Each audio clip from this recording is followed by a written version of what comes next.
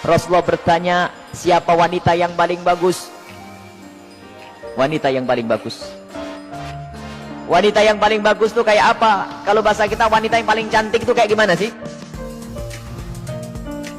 Para sahabat Nabi bingung menjawab. Ada yang ngomong mungkin dalam hatinya berkata, mungkin sholatnya ya, mungkin puasanya, mungkin semuanya pakai mungkin. Pada bingung, pada noleh ke sana kemari, tidak bisa menjawab wanita yang paling mulia itu seperti apa. Sayyidina Ali juga tidak bisa menjawab. Semuanya pulang ke rumah masing-masing. Sampai di rumah Sayyidat Fatimah Zahra, seperti kebiasaannya wanita solehah, kalau suaminya datang yang ditanya adalah dapat ilmu apa, bukan dapat duit berapa. Sayyidat Fatimah Zahra bertanya, wahai suamiku, apa yang kau dapat dari ayahanda? Apa yang kau dapat hari ini dari Rasulullah? Lah ini kalimat yang harus dibiasakan oleh para istri tuh. Bang, dapat ilmu apa? Kan begitu. Sayyidina Ali menjawab, kami dapat banyak, cuman kami juga dapat pertanyaan yang kami semua tidak bisa menjawab. Pertanyaan apa? Wanita yang paling mulia itu seperti apa? Wanita yang mulia itu seperti apa? Dijawab oleh Siti Fatimah Zahra, aku yang punya jawabannya. Apa? Dibisikkanlah di telinga Sayyidina Ali. Seketika itu wajah Sayyidina Ali berbinar-binar senang, wajahnya berseri-seri, mata berbinar-binar. Aku menemukan jawaban. Pasti aku nanti bakal dibanggakan oleh Rasulullah karena sudah punya jawaban. Di esok harinya ketemu lagi dengan Rasulullah. Siapa yang sudah punya jawaban?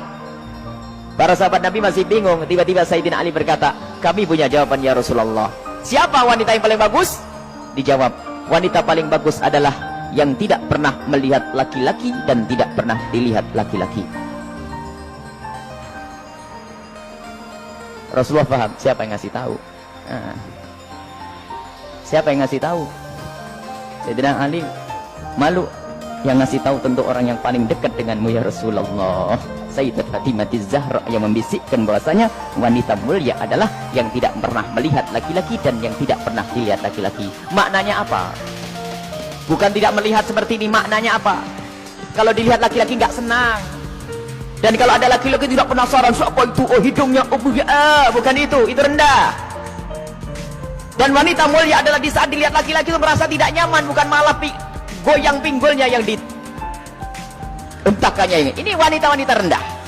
Malu kalau dilihat. Kalau merasa ada laki-laki memperhatikan, merasa risih, itu iman di dalam hatinya, itu kemuliaan, itu wanita mulia, itu maksudnya. Bukan lalu menutup, tak boleh dilihat, aku harus kamar saja. Bukan, keluar dengan cara yang wajar, dengan mahram, dengan kelombongan wanita, dan dananya tidak pamer, yang sederhana.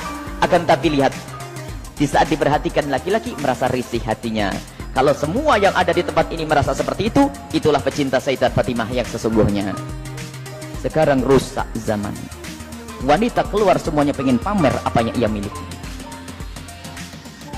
Sudah begitu ngaku, aku pengikut Rasulullah. Aku sering hadir marhabanan. Maulid Nabi, ribuan manusia yang datang, aku insya Allah dapat syafaatnya Rasulullah. Tapi nggak nyambung dengan Sayyidat Fatimah Zahra. Jadi kita harus berusaha untuk menjadikan diri para wanita-wanita ini merasa tidak nyaman, tidak senang kalau tubuhnya diperhatikan oleh kaum pria. Ini iman, itu kemuliaan, jadi tidak nyaman. Dan itu ada sifat-sifat semacam ini. Ada merasa risih. Ada yang Masya Allah kalau sudah diperhatikan merasa, waduh wajahnya mulai putih, kuning, hijau.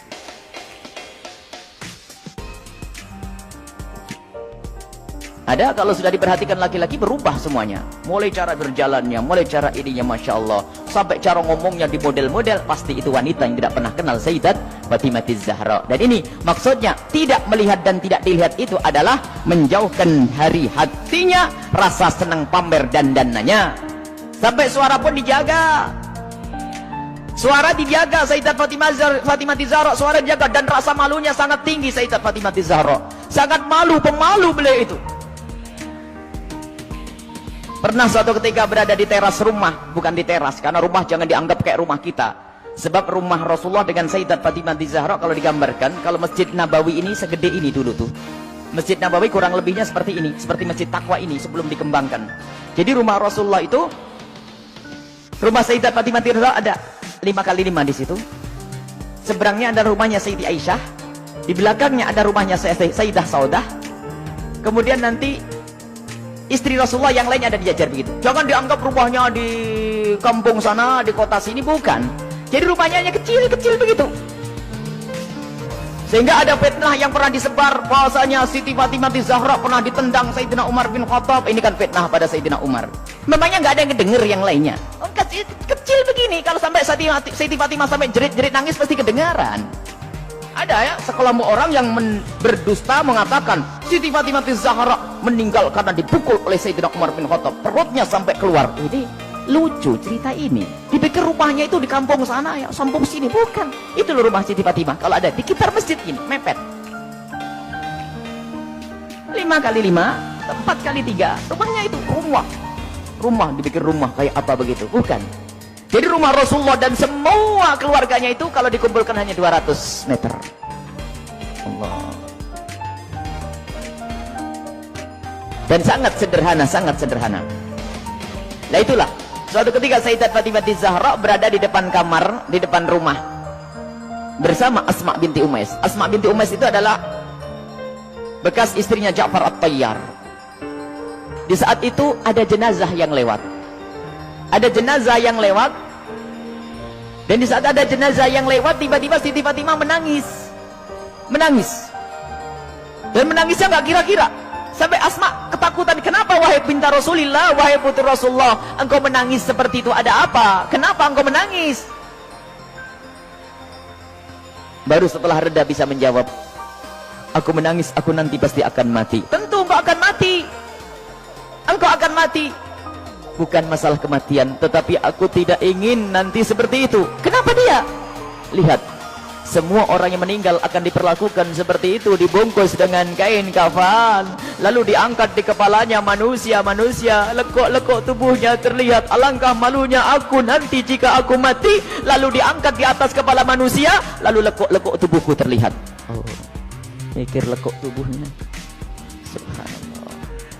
Setelah mati itu yang digambarkan, bukan waktu hidup. Ini ngaku pecinta Fatimah Zahra, ngaku pecinta Sayyidat Fatimah Zahra, tidak pernah merasa risih lekuk tubuhnya dilihat orang. Jadi Siti Fatimah Zahra itu merasa malu kalau nanti dilihat setelah meninggal. Lalu Asma bercerita, wahai Fatimah, waktu aku di Habasyah, aku melihat ada orang itu, kalau ada orang meninggal itu dibuatkan satu kotak, kemudian mayat dimasukkan ke dalam kotak, kemudian ditutup pelepah korma sehingga tidak kelihatan itu. Kalau bahasa kita keranda.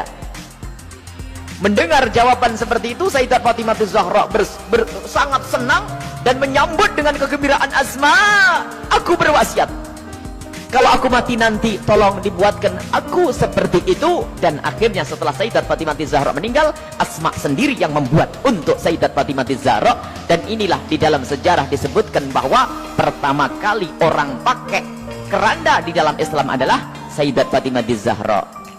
Bukan masalah pertamanya, tapi kita harus tahu maksudnya apa. Ini loh yang penting.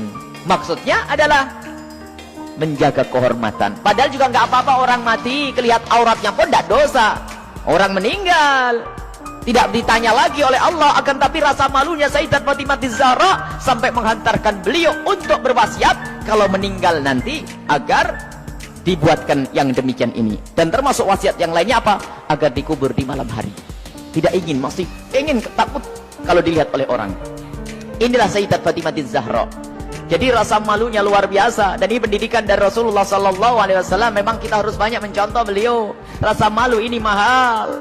Kalau sudah malu ini dicabut dari seseorang, maka semuanya akan dilakukan dari keharaman. Rasa malu ini kemuliaan, malu yang sesungguhnya. Malu kepada Allah, malu kita melakukan kemaksiatan. Dan malunya seorang wanita itu adalah kemuliaan. Siti Fatimah adalah suri toladannya.